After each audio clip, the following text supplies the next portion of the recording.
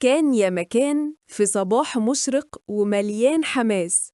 كوكو وموكا مستعدين ليوم كله مغامرة. الأتوبيس الأصفر ماشي على الطريق والأهرامات باينة من بعيد. ووصلوا أخيراً.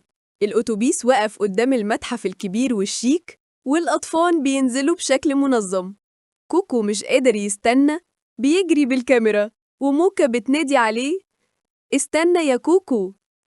الجو كله حماس والكل متشوق يشوف الكنوز اللي جوه.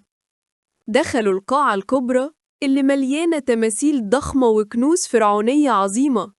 كوكو بيحاول ياخد سيلفي مع تمثال رمسيس الكبير، الحارس بيبصلهم مبتسم، والكل منبهر من ضخامة المكان وجماله. وفي نص الجولة كوكو اتأخر شوية عشان يصور تمثال صغير. موكا رجعت تدور عليه، ولما لقيته اكتشفوا إنهم بقوا لوحدهم. الأضواء بدأت تخف والمكان بقى هادي وغامض، كأن في حاجة سحرية هتحصل. وفجأة المتحف كله اتنور بوهج ذهبي لطيف.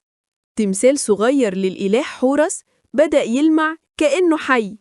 كوكو استخبى ورا موقة خوف ودهشة، وموكا تهمس: هو المتحف صحي؟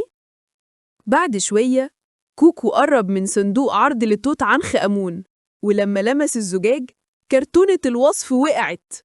موكا بسرعة رتبتها وقالت له بابتسامة: النظام يا كوكو هو اللي بيحافظ على كل ده. الضوء الذهبي انعكس على وشوشهم وكأن الزمن رجع بيهم آلاف السنين.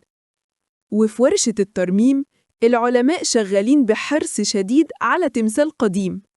كوكو يقرب بفضول وموكا تمسكه بهدوء وتهمس: الشغل ده محتاج صبر ونظام يا كوكو.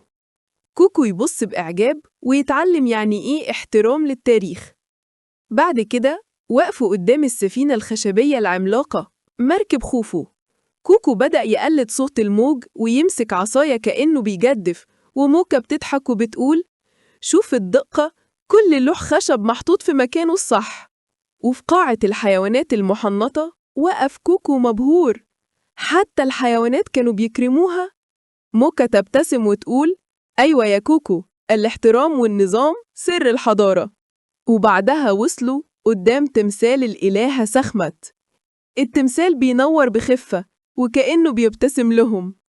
موكا تهمس: شايف يا كوكو، حتى الرموز العظيمة بتحب النظام. كوكو يبتسم بخجل وشعور الهيبة مالي القاعة. وفي قاعة العرض ثلاثي الأبعاد بيشوفوا مشهد بناء الأهرامات. العمال بيجروا الحجارة بحماس وتنظيم، وكوكو بيقلدهم وهو بيضحك. وموكا بتقول: شوف، لما بيشتغلوا سوا بنظام بيعملوا المعجزات. وأخيراً وصلوا لمتجر الهدايا. كوكو بيرتب الهدايا الصغيرة في شنطته بحرص، وموكا واقفة جنبه بفخر. أشعة الشمس الذهبية دخلت من الشبابيك بعد يوم مليان مغامرة واكتشاف وسحر المتحف الكبير.